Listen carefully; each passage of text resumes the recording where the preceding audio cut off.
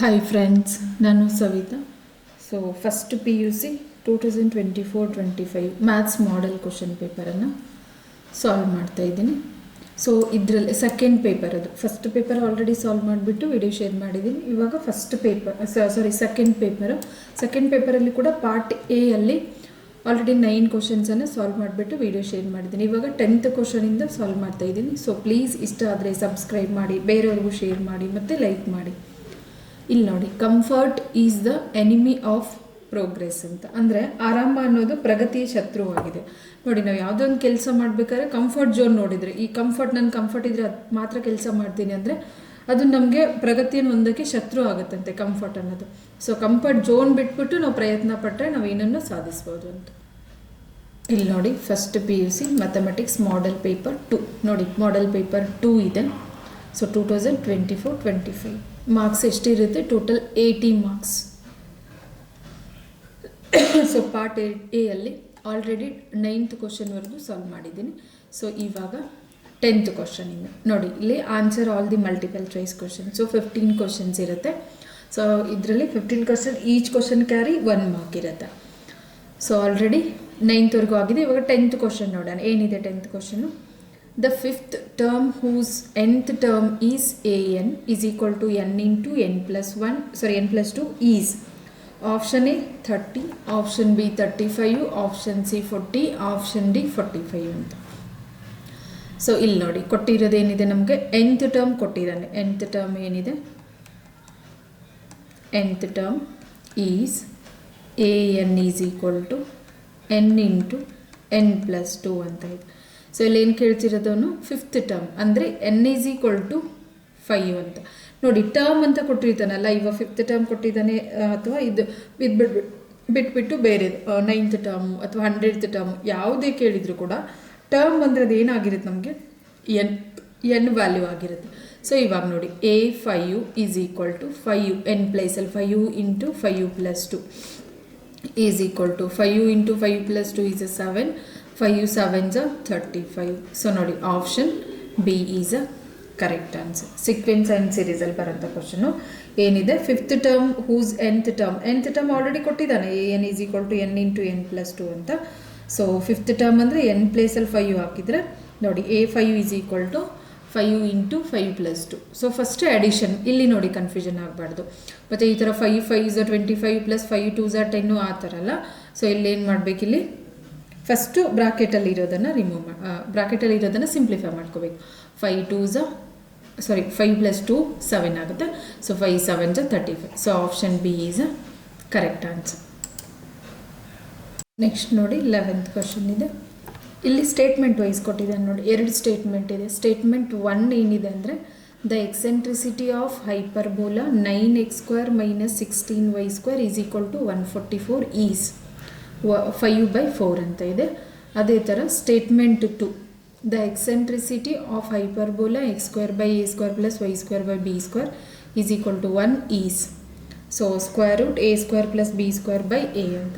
So statement 1 ಏನಿದೆ is true, statement 2 is false ಅಂತ ಇದೆ. Option B, statement 1 is a false, statement 2 is a false. Option C, statement 1 is a true, statement 2 is a true. Then statement 2 is correct explanation for statement 1 ಅಂತ. Statement 1 is a true, statement 2 is a true, statement 2 is not correct explanation of a statement 1 ಅಂತ. ಸಾರಿ, ಇಲ್ಲಿ miss ಆಗಿ statement 1 ಅಂತ. So ನೋಡಿ, ಈ ಥರ ಇದೆ. ಇಲ್ಲಿ 2 ಸ್ಟೇಟ್ಮೆಂಟ್ ಕೊಟ್ಟಿದ್ದಾನೆ. ಒಂದು ಎಕ್ಸೆಂಟ್ರಿಸಿಟಿ ಆಫ್ ಹೈಪರ್ಬೋಲಾ, ಇಕ್ವೇಷನ್ ಏನು ಕೊಟ್ಟಿದ್ದಾನೆ? 9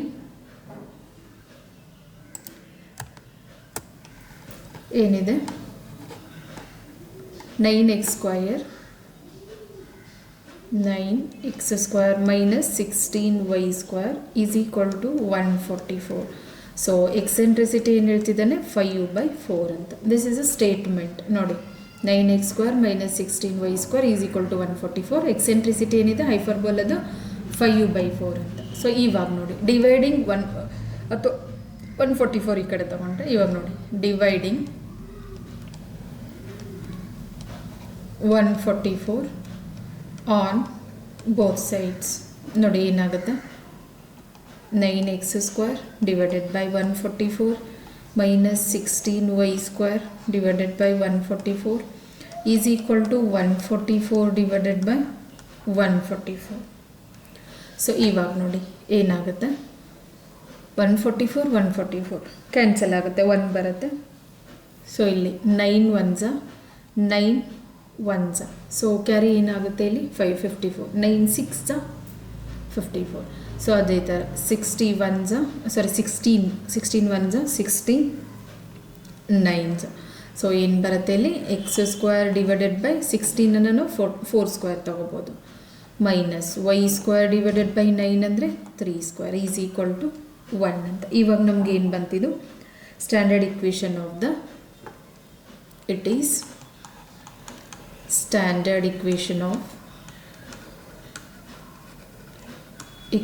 ಆಫ್ ಹೈಪರ್ಬೋಲ. ಸೊ ಇವಾಗ ಎಕ್ಸೆಂಟ್ರಿಸಿಟಿ ಇಲ್ಲಿ ನೋಡಿ, ಎ ವ್ಯಾಲ್ಯೂ ಏನಾಗಿರುತ್ತೆ, ಸ್ಟ್ಯಾಂಡರ್ಡ್ ಯಾವುದಿದೆ ನಮಗೆ X square by A square plus Y square divided by B square is equal to 1. ಇದು standard hyperbola, equation of hyperbola. So A value ಏನಾಗುತ್ತೆ ನಮಗೆ ಇಲ್ಲಿ 4, ಸೊ ಬಿ ವ್ಯಾಲ್ಯೂ ಏನಾಗುತ್ತೆ 3 ಅಂತ. ಇವಾಗ ಎಕ್ಸೆಂಟ್ರಿಸಿಟಿ ಏನಿದೆ ನಮಗೆ, ಎಕ್ಸೆಂಟ್ರಿಸಿಟಿ ಅಂದರೆ square root A square plus B square whole divided by A ಅಂತ. ನೋಡಿ ವ್ಯಾಲ್ಯೂ ಪುಟ್ ಮಾಡಿದರೆ ಸ್ಕ್ವೇರ್ ರೂಟ್ ಎ ಸ್ಕ್ವೇರ್ ಅಂತಂದರೆ 4 ಸ್ಕ್ವೇರ್ ಪ್ಲಸ್ ಬಿ ಸ್ಕ್ವೇರ್ ಅಂದರೆ 3 square whole divided by A ಅಂತಂದರೆ 4. So 4 4s 16 root 16 plus 9 divided by 4. So 16 plus 9 ಅಂದರೆ 25 root 25 divided by 4. So root 25ನ remove ಮಾಡಿದ್ರೆ 5/4. Yes, ಕೊಟ್ಟಿರೋದು ಫಸ್ಟ್ ಸ್ಟೇಟ್ಮೆಂಟ್ ಏನು ಕೊಟ್ಟಿದ್ದ, eccentricity of the hyperbola 9x square minus 16y square is equal to 144 is 5/4. Yes, first eccentricity of the given hyperbola equation 5/4 correct ಇದೆ. So first statement correct ಬಂತು. Second statement ಏನಿದೆ ನೋಡೋಣ. ನೋಡಿ eccentricity of the hyperbola ಅಂದರೆ generally eccentricity ಏನಾಗುತ್ತೆ, ನಾವು already use ಮಾಡಿದ್ದೀವಿ, ಆದರೂ ನೋಡಿ ಇಲ್ಲನೂ ಹೇಳ್ತೀನಿ. ಪ್ಯಾರಾಬೋಲಾ, ಎಲಿಪ್ಸು, ಹೈಪರ್ಬೋಲಾ ಎಲ್ಲದ್ರದ್ದು ಎಕ್ಸೆಂಟ್ರಿಸಿಟಿ ಹೇಳ್ತೀನಿ ನೋಡಿ. ಇಲ್ಲಿ ಫಸ್ಟು ಇಲ್ಲಿ ಪ್ಯಾರಾಬೋಲಾ ತೊಗೊಳ್ಳೋಣ. ನೆಕ್ಸ್ಟ್ ಕ್ವಶನಲ್ಲಿ ಕೇಳ್ಬೋದು ನಮಗೆ ಪ್ಯಾರಾಬೋಲಾ ಮತ್ತು ಹೈಪರ್ಬೋಲಾ ಮತ್ತು ಎಲಿಪ್ಸ್ ಯಾವುದಾದ್ರೂ ಒಂದು ಬರ್ಬೋದು ಎಕ್ಸಾಮಲ್ಲಿ. ಹೈಪರ್ಬೋಲನೇ ರಿಪೀಟ್ ಆಗ್ಬೋದು, ಇಲ್ಲ ಅದು ಬಿಟ್ಬಿಟ್ಟು ಇದು ಪ್ಯಾರಾಬೋಲಾ ಮತ್ತು ಎಲಿಪ್ಸ್ ಅಂತ ಕೂಡ ಕೇಳ್ಬೋದು ಅಂತ. ಸೊ ಎಕ್ಸೆಂಟ್ರಿಸಿಟಿ ಏನಾಗುತ್ತೆ, ಪ್ಯಾರಾಬೋಲಾದು ಎಕ್ಸೆಂಟ್ರಿಸಿಟಿ ಏನಾಗುತ್ತೆ 1 ಇರುತ್ತೆ. ಹೈಪರ್ಬೋಲಾದು square root A square plus B square whole divided by A ಅಂತ. ಅದೇ ಎಲಿಪ್ಸ್ ಅಂತ ಬಂದಾಗ square root 1 minus B square divided by A square ಅಂತ. ಸೊ ನೋಡಿ ಎಕ್ಸೆಂಟ್ರಿಸಿಟಿ ಹೈಪರ್ಬೋಲಾ, ಪ್ಯಾರಾಬೋಲಾ ಮತ್ತು ಎಲಿಪ್ಸ್ ಮೂರದ್ದೂ ಗೊತ್ತಿತ್ತಪ್ಪ ಅಂದರೆ ನೆಕ್ಸ್ಟ್ ಯಾವುದೇ ಎಕ್ಸಾಮಲ್ಲಿ ಯಾವುದಾದ್ರೂ ಒಂದು ಕೇಳಿದರೂ ನಾವು ಈಸಿಯಾಗಿ ಆನ್ಸರ್ ಮಾಡ್ಬೋದು. ಇಲ್ಲಿ ಕೇಳಿರೋದು ನಮಗೆ ಇವಾಗ ಹೈಪರ್ಬೋಲಾ ಕೇಳಿದ್ದು. ಸೊ ನೆಕ್ಸ್ಟ್ ಎಕ್ಸಾಮಲ್ಲಿ ಪ್ಯಾರಾಬೋಲಾ ಕೇಳ್ಬೋದು ಅಥವಾ ಎಲಿಪ್ಸ್ ಕೇಳ್ಬೋದು. ನೋಡಿ eccentricity of these 3 parabola, hyperbola ಮತ್ತು ಎಲಿಪ್ಸ್ ಮೂರನ್ನು ಹೇಳಿದ್ದೀನಿ. ಸೊ ಇವಾಗ ನೋಡಿ ಕರೆಕ್ಟ್ ಆಯಿತು. ಹೈಪರ್ಬೋಲಾದ eccentricity root A square plus B square divided by A ಅಂತ. ಎಸ್ ನೋಡಿ ಇವಾಗ ಸ್ಟೇಟ್ಮೆಂಟ್ 1 ಸ್ಟೇಟ್ಮೆಂಟ್ 2 ಎರಡೂ ಕರೆಕ್ಟ್ ಆಗುತ್ತೆ. ಸೊ ಸ್ಟೇಟ್ಮೆಂಟ್ 2 ಅನ್ನೋದೇನಾಗಿದೆ ಇದೆ is correct explanation for statement 1 because relate ಇದೆ. ಇದನ್ನೇ ನಾವು ಯೂಸ್ ಮಾಡ್ಕೊಂಡಿರೋದು ಸ್ಟೇಟ್ಮೆಂಟ್ 1ನಲ್ಲಿ. ಸ್ಟೇಟ್ಮೆಂಟ್ 2ಅಲ್ಲಿ ಬರುವಂಥ ಎಕ್ಸೆಂಟ್ರಿಸಿಟಿಯನ್ನು ಸ್ಟೇಟ್ಮೆಂಟ್ 1ನಲ್ಲಿ ಯೂಸ್ ಮಾಡ್ಕೊಂಡಿದ್ದೀವಿ. ಸೊ ಆಪ್ಷನ್ ಯಾವುದು ಕರೆಕ್ಟ್ ಆಗುತ್ತೆ ನಮ್ಗೆ ಇವಾಗ, option C is a correct. ಎರಡೂ ಕರೆಕ್ಟ್ ಇದೆ ಮತ್ತು ಸ್ಟೇಟ್ಮೆಂಟ್ 2 ಅನ್ನೋದು ಸ್ಟೇಟ್ಮೆಂಟ್ 1ಗೆ ಕರೆಕ್ಟ್ ಎಕ್ಸ್ಪ್ಲನೇಷನ್ ಇದೆ. So option C is a correct answer. ನೋಡಿ ಇಲ್ಲೇನಿತ್ತು, ಹೈಪರ್ಬೋಲಾ ಕೊಟ್ಟಿದ್ದ 9x² - 16y² = 144. ಸೊ ಈ ಇಕ್ವೇಷನನ್ನು ನಾವು ಹೈಪರ್ಬೋಲ್ ಸ್ಟ್ಯಾಂಡರ್ಡ್ ಇಕ್ವೇಷನ್ ಆಫ್ ಹೈಪರ್ಬೋಲಲ್ಲಿ ಮಾಡಬೇಕಾದ್ರೆ 144ಅನ್ನು ಬೋತ್ ಸೈಡ್ ಡಿವೈಡ್ ಮಾಡಿದ್ವಿ. ಆವಾಗ x²/4² - y²/3² is equal to 1 ಅಂತ. ಸೊ ಇವಾಗ ಸ್ಟ್ಯಾಂಡರ್ಡ್ ಫಾರ್ಮ್ ಬಂದಮೇಲೆ ಎಕ್ಸೆಂಟ್ರಿಸಿಟಿ ಏನಿದೆ √a² + b²/a ಅಂತ. ಸೊ ವ್ಯಾಲ್ಯೂ ಪುಟ್ ಮಾಡಿದಾಗ ಎಕ್ಸೆಂಟ್ರಿಸಿಟಿ 5/4. ಅದೇ ಜನರಲಿ ಹೈಪರ್ಬೋಲದ ಎಕ್ಸೆಂಟ್ರಿಸಿಟಿ √a² + b²/a ಇದೆ. ಪ್ಯಾರಾಬೋಲದು 1 ಇದೆ. ಎಲಿಪ್ಸಿದು √1 - b²/a² ಅಂತ. ನೆಕ್ಸ್ಟ್ ನೋಡಿ 12th ಬಂದಿದೆ. ಇಲ್ಲೇನು ಕೊಟ್ಟಿದ್ದಾನೆ, axis the axis in which the point 0, 5, 0 lies is X axis, Y axis, Z axis, x + y = 0 ಅಂತಾನೆ. ನೋಡಿ ಇವಾಗ X axis, Y axis, Z X ಮೂರನ್ನು ತಗೊಳ್ಳೋಣ. ಸೊ ಮಧ್ಯದಲ್ಲಿ ಇಲ್ಲಿ ಏನಿರುತ್ತೆ, ಸೆಂಟರಲ್ಲಿ 0. ಈ ಕಡೆ ಬಂದಾಗ 1, 2, 3 ವೈ ಎಕ್ಸಸ್ಸು, ಈ ಕಡೆ ತೊಗೊಂಡಾಗ ಝಡ್ ಎಕ್ಸಸ್ಸು, ಈ ಕಡೆ ತೊಗೊಂಡಾಗ ಎಕ್ಸ್ ಎಕ್ಸಸ್ ಇದೆ. ಸೊ ಇಲ್ಲಿ ನೋಡಿ ಎಕ್ಸ್ ಯಾವಾಗಲೂ ಫಸ್ಟ್ ಎಕ್ಸ್ ಇರುತ್ತೆ, ಆಮೇಲೆ ವೈ ಇರುತ್ತೆ, ಆಮೇಲೆ ಝಡ್ ಇರುತ್ತೆ. ಸೊ ಎಕ್ಸ್ ಅನ್ನೋದು ಏನಿದೆ ನಮಗೆ ಇಲ್ಲಿ 0 ಇದೆ, ಎಕ್ಸ್ ಎಕ್ಸ್ 0 ಇದೆ. ಆಮೇಲೆ ವೈ ಎಕ್ಸಸ್ ನೋಡಿ, ವೈ ಎಕ್ಸಸ್ ಬಂದಾಗ ನಮಗೆ ಇಲ್ಲಿ ಏನು ಕೊಟ್ಟಿದ್ದಾನೆ 3, 4, 5 ಇಲ್ಲಿದೆ. ಅದೇ ಥರ ನೋಡಿ ಝಡ್ ಎಕ್ಸಸ್ ಕೂಡ 0 ಇದೆ. ಸೊ ಏನಾಗುತ್ತೆ ನಮ್ಗೆ ಹಂಗಿದ್ರೆ ವೈ ಎಕ್ಸಸ್ ಮೇಲೆ ಮಾತ್ರ ವ್ಯಾಲ್ಯೂ ಬರುತ್ತೆ. So Y excess